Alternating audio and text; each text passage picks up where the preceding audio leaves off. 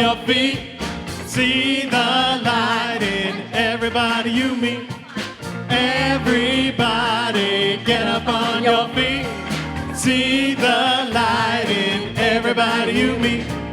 Let us be reminded of who we've come to be. We are love, we are one big family. Hey, hey, yeah, yeah. Hey, hey, hey, yeah, yeah. Everybody get up on your feet. See the light in everybody you meet. Everybody get up on your feet. See the light in everybody you meet. Let us be reminded of who we've come to be. We are love, we are one big family. Hey, hey, yeah, yeah. Hey, hey, hey, yeah, yeah. Woo! Say hello to someone you don't know.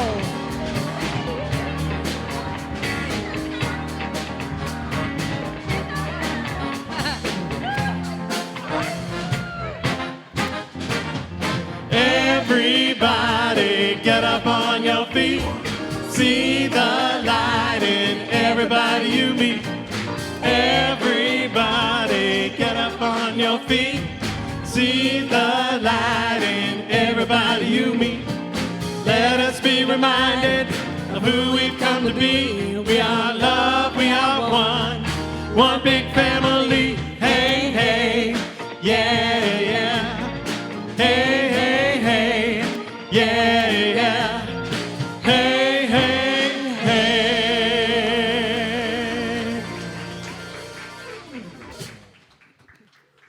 Good morning, Center for Spiritual Living, Palm Desert. How is everybody today? Anyway, I know you're all happy now. So this is the time we go into the silence. This is the time when we just let go. Let go. So let's just take a deep breath in and just, whatever discord is going on in your life, just let it go. Everything is perfect right now. Just breathe.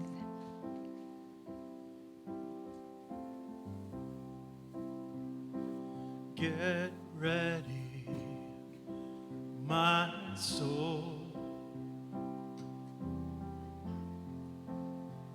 I'm diving in. Get ready, my soul.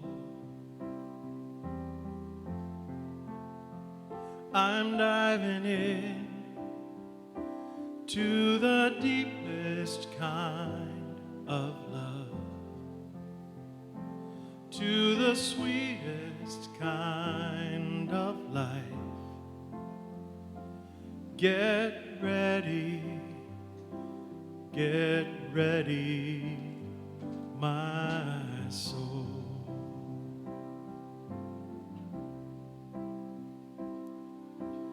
Everything I've ever done,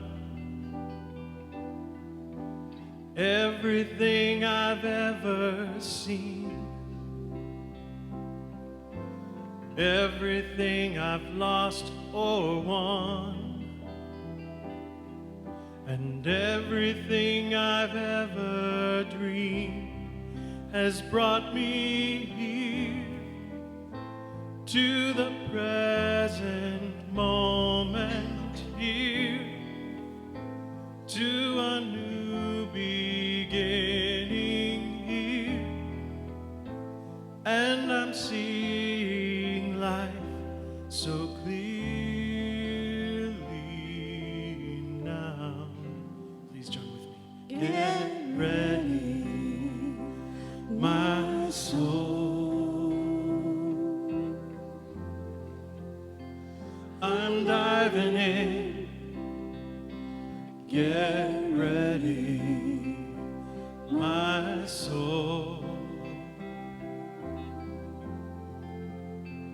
I'm diving in to the deepest kind of love, to the sweetest kind of life. Get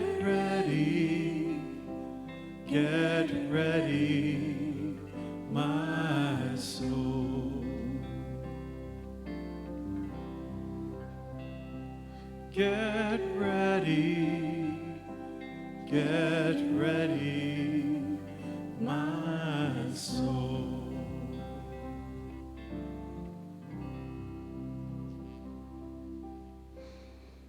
And in this beautiful moment, as we go deeper within, we are indeed ready. Ready to affirm and recognize God as that eternal presence, as the omniscient, omnipotent life force, ever present in everything, everywhere. An infinite intelligence, an all-powerful presence. And as the source of all being, we recognize that it pervades the cosmos and makes itself known everywhere, in all. And as we recognize that God is all there is, we dwell in that oneness and participate in God's nature. For we have been created in the very essence of God itself, to be its love, to be that harmony, to be that goodness in this world. For what is true of God must be true of each and every one of us. And as we recognize that God, as the wholeness and perfection of all life, makes life perfect and whole, that we indeed recognize in this moment that we believe only in the truth of things. We accept no appearances, knowing underneath all is that infinite, unlimited goodness of God. And we participate in no doubt or fear, but stand tall in our confidence and in our faith, knowing that God's intelligence prevails. And in those moments of doubt and trepidation, of any concern that we may have, we open our mind to that God mind and let God guide us to that place of harmony and to that right and perfect action. And in that direction and clarity, we allow compassion and kindness to govern our way. For today is a new day. Each moment is a new moment, a beginning to recognize God's magnificence, to remember our truth, and to live by that truth in our lives. And we are grateful for this knowingness. We are grateful for the magnificence of God that always supports our highest and best. And so we open up to the next glorious moment and allowing God in. We release these words to a law that is continually listening and continually manifesting what we believe.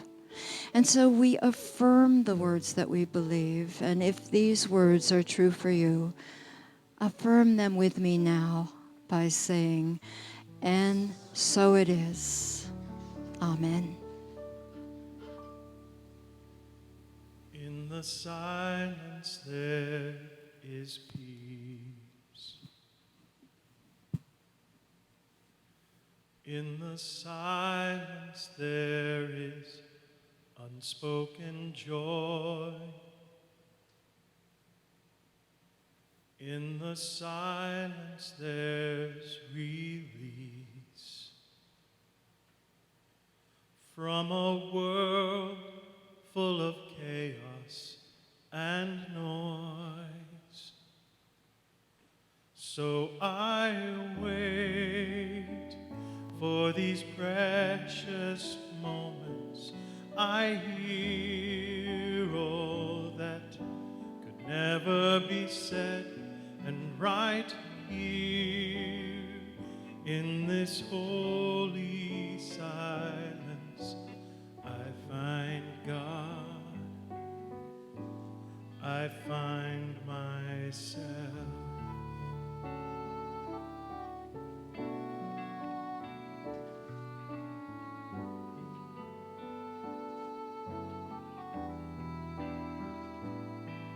In the silence there is peace. In the silence there is unspoken joy. In the silence there's release from a world full of chaos and noise. So I wait for these precious moments. I hear all that could never be said, and right here in this holy silence I find God, I find myself.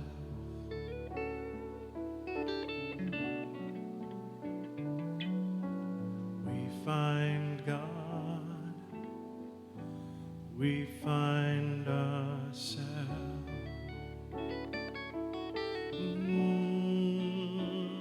And you find God, you find yourself.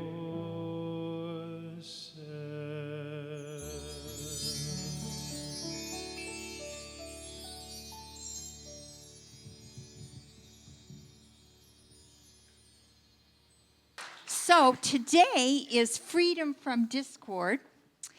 And that was actually, I think, the whole month's theme, which is kind of interesting, isn't it, when you think about this past month and everything that's happened? So sometimes life doesn't feel like it's free from discord. And so that's what we're going to talk about today. Ernest Holmes says that we believe the ultimate goal of life to be a complete emancipation from all discord of every nature, and that goal is sure to be attained by all. Okay, seriously? I mean, be honest here. Does it feel that way? Do you believe that? Huh? Yeah, so we look around the world, we look at our lives, and we go, seriously, when is this going to happen? What is going on? And so what is the cause of our discord? Does anybody have any discord in their life? Only a few of you. Okay, come on. I'm going to sit down, and you just tell me how you do this. So here's the thing about discord. We need to really look at it. So discord is the failure to understand who and what we really are. It is clinging to our outer appearances, to things, people, and circumstances, believing that these are the cause of our happiness and freedom. And so we look at life and we look at what's going on in the world, and we think, when they just get their stuff together, when are they going to wake up? When are they going to get it, And so we have to sit there and look at, what is my discord?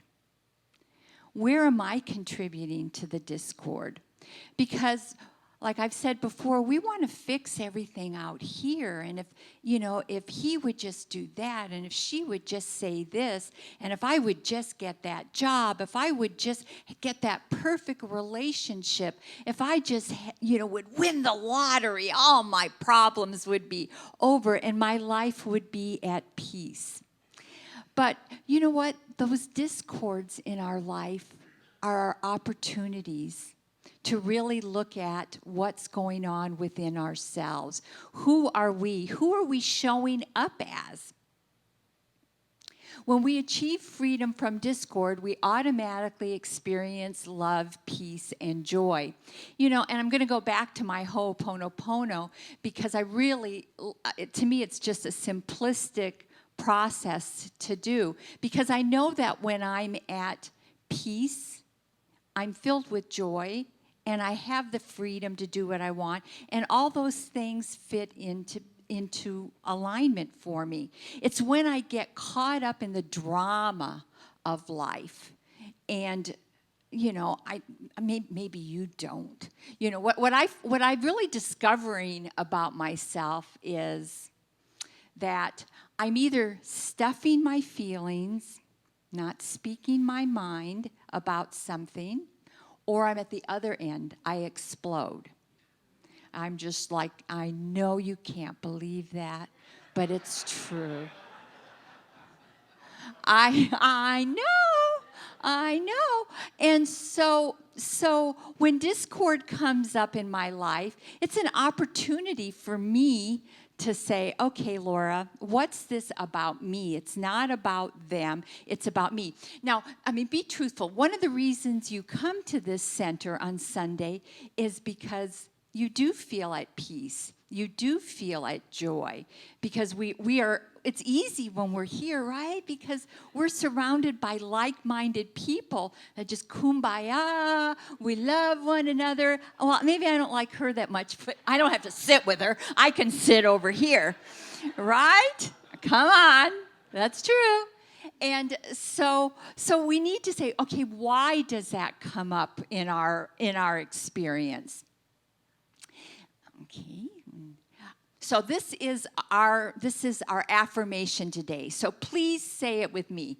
My focused thoughts of love, peace, and joy create freedom for myself and the world. That focused thoughts of love, peace, and joy. So when discord comes up, we don't want to let it rattle us. We want to say, okay, this is going on in me. I am angry, or I am frustrated, but what is this really about? What is this really about? And so sometimes we can do this spiritual bypass, which it's tempting to see no evil and to hold the high watch and just say, oh, it's all good, it's all God. And that's true. That is true. But are you using that as an excuse not to look at yourself? Not to look at what is going on in me that is contributing to whatever this discord is. Do we do that? Or do we just say, oh, you know, I look at, let me go on to the next one, then we'll go to that. I was going to talk politics, but I thought I'll wait. Okay, so sometimes we have some spiritual snobbery when we think of our own enlightenment can separate us from those that are unenlightened. Well, you know, if they would just go to that center, they would understand that we're all one, and their life would be so much better. Well, you know what? It's when we can sit at the table with all of those different opinions and not be snobby and try to see from maybe their perspective, or at least ask the questions. I'm not good at asking questions. I go right to the answer and tell them what they need to know without finding out what is your perspective and why do you think that way? You know, it's like, oh my God, I can't believe that you're that way. And so I want to go back and talk about the politics, because right now we're like in this political tornado, aren't we? I mean, and so what I look at that as is it's like when the hot air and the cold air come together and they create wind. And so I believe that there is this consciousness that is arising. And so the discord that is being showing in our country, in the world, is that holding on to old ways and fear of change. How many of us are fearful of change. We want things to go the way we used to know it, or the way, instead of being excited about what could be, what is a possibility. And so we sit there and so I would suggest when you're with political friends that are having discussions that are different than the way you think, or you see political people up there, is to say, okay, what is mine to do? How can I look at this, and how can I be open to see what the other side is? So we see all this violence in our political scenes because there are a group of people that think about it. They feel like they have been disenfranchised. They feel like they have not been heard. And so we see this. And then there are others. So think about times when somebody has dismissed your opinion about something. How did you feel? And so if we could just sit down with one another and say, I don't see it that way. Please explain to me how you are seeing this. And I guarantee you, all of us, which is another thing I'm learning, is we still are carrying so many wounds in our soul and in our heart from our childhood. We're trying to, and what the universe does is, the universe keeps sending us these gifts that look like discord to help us heal, to help us look at it and own it and not allow that fear to still rule our world, to rule the way we look at life. How wonderful it is going to be when I, for myself, can sit with anybody and hear a different opinion of life and go, wow, tell me about that.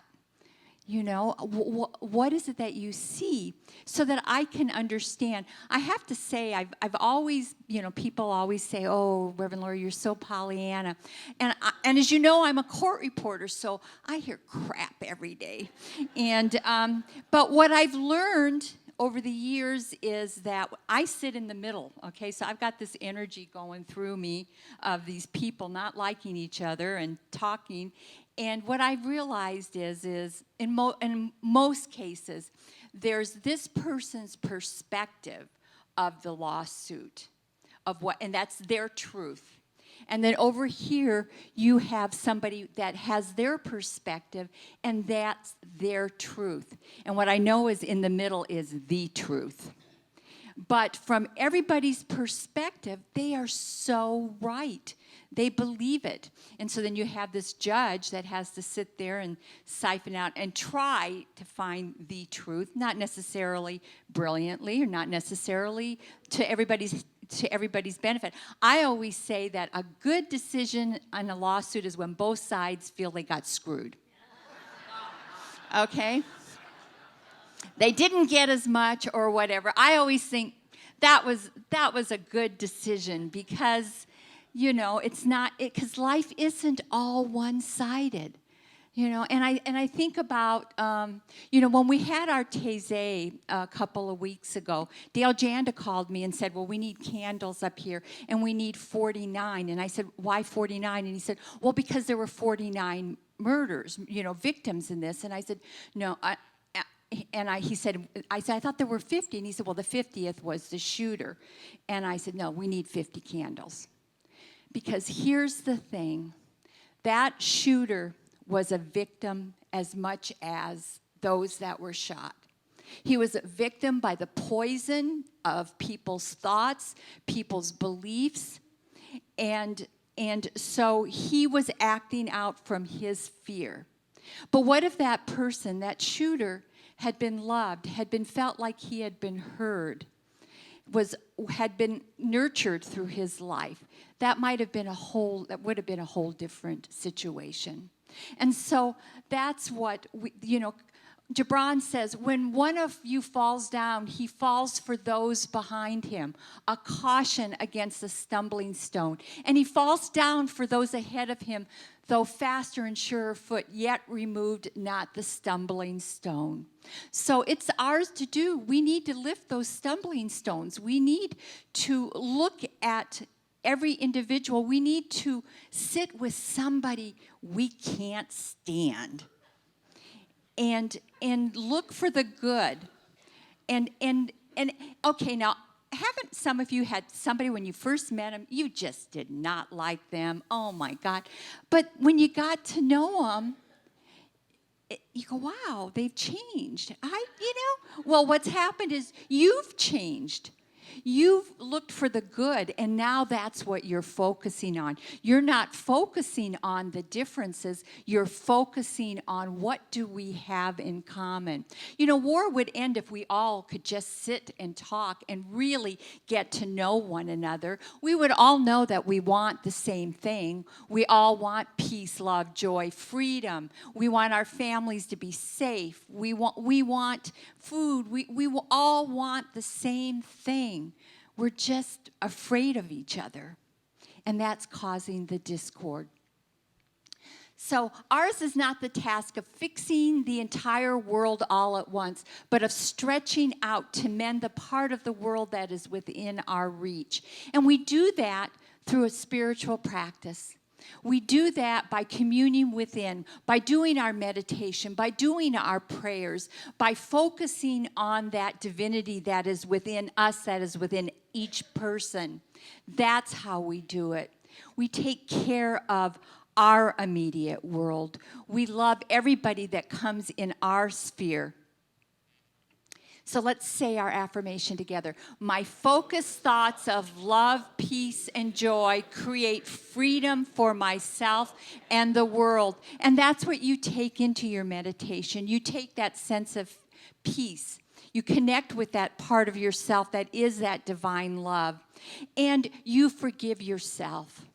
You forgive yourself. You forgive your family. For anybody that has ever hurt you or dismissed you, or didn't see you, or you didn't feel seen, you didn't feel heard, you didn't feel loved.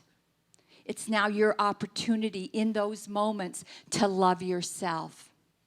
To love yourself so you can take it out. So the aim of evolution is to produce a man who at the objective point of his own self-determination may completely manifest the inner life of spirit. So when you do that inner work and you really connect with that love, then that is, you see that world of peace. And then what's going to happen is in your immediate world, you're going to see that peace unfolding. You're going to see those irritants at work, those people that on the chalkboard, you're going to start seeing them. You're just going to start seeing them differently.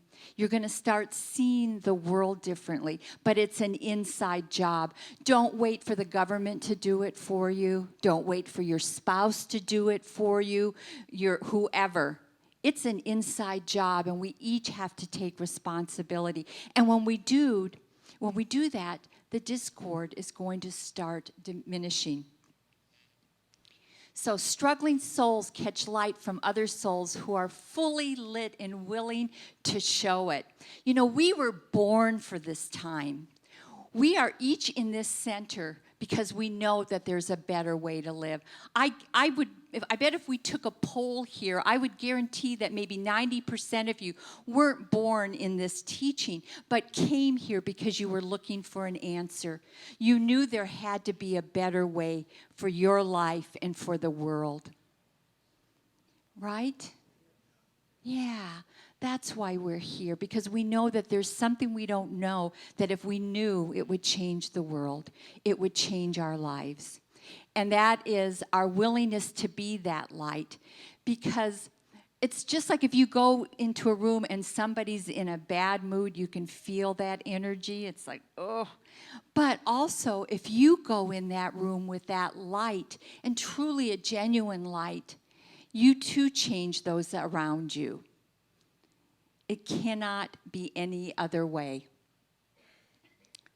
So let's say our affirmation. My focused thoughts of love, peace, and joy create freedom for myself and the world. So the good words we say and the good deeds we do are not ours. They are the words and deeds of the one who brought us here. So remember that. Remember that in every situation, you are that expression of the divine. You are God expressing.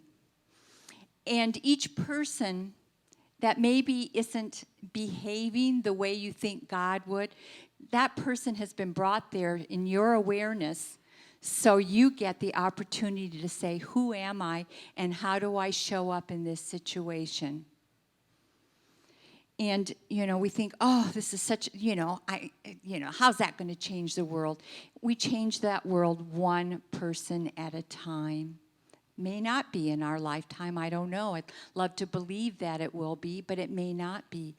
But we are each given that challenge and that opportunity. It's more of an opportunity to be that divine, to show up as God, to show up as love and peace and freedom. And I'm not saying that it's always easy, but remember who you are. Remember who you are. You are that expression of God. And that peace and that love and that freedom can only show up if it shows up by means of you. Don't be part of the problem. Always be part of the solution. And what I like, this next slide, is that God executes this plan for freedom from discord as us. And I just want to comment on, that idea that God shows up and works through us as us. How many of you, you guys that brought so much food, that answered that call, all of you, we have so much food in there, and I know, and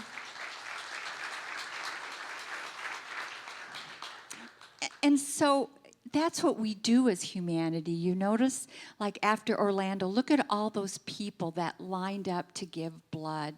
How many of us on 9/11 went and gave blood? That God essence of us comes out.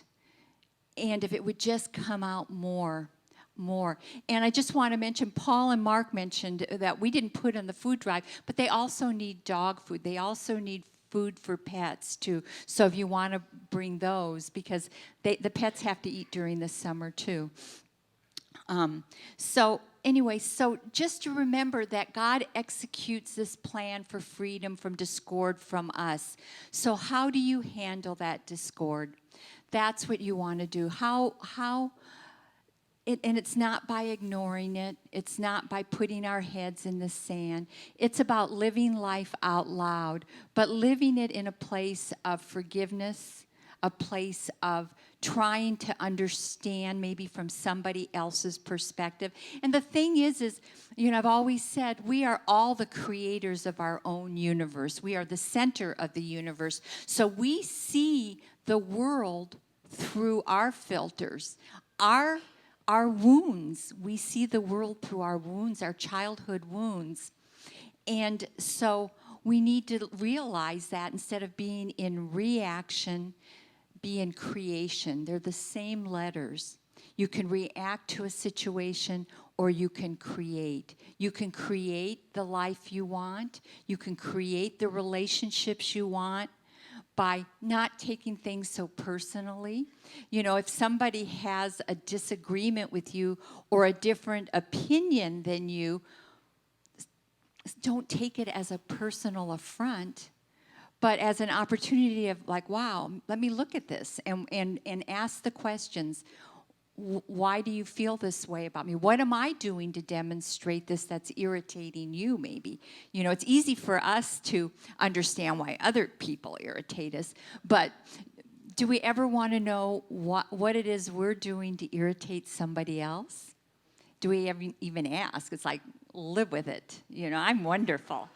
I don't know what your problem is. It's got to be you. It can't be me, right? So let's just remember that God executes this plan for freedom from discord as us. So let's show up as that peace. Let us show up as that love. And let's see the discord, knowing that these people that maybe politically are angry or whatever, or you're just not sure about, just send love. It is our responsibility to understand and to look at that and to know that, our country, we have a lot of wounds we haven't really looked at. And individually, we have a lot of wounds we haven't looked at. our childhood wounds that maybe we're carrying out. Somebody told me, "Did you marry your mother or your father?"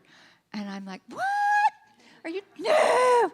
And then I looked at it and I go, "No, he was my father." You know, and so we bring these people into our lives, these situations, so we can heal those things. So I don't want to look, I'm over that. Well, you think you are until you look at your life and what discord is it, and take it back to your childhood. How did you feel as a child when maybe you were criticized or somebody disagreed with you? How were you feeling? And do you still feel that way? Do you still feel that way? So God executes this plan through us. How are you showing up? How are you showing up? So let us say, so when we do this, you know, when that one slide talked about that focus, that we manifest this focus that we want. So we need to focus on that peace. We need to see the world, everybody embracing each other. It's not, you know, underneath this skin, the look, we're all the same. We all have this soul, and we're all part of this soul. So start focusing your thoughts on love and peace and joy. So please say this affirmation. My focused thoughts of love, peace, and joy create freedom for myself and the world. So end your lesson. Thank you.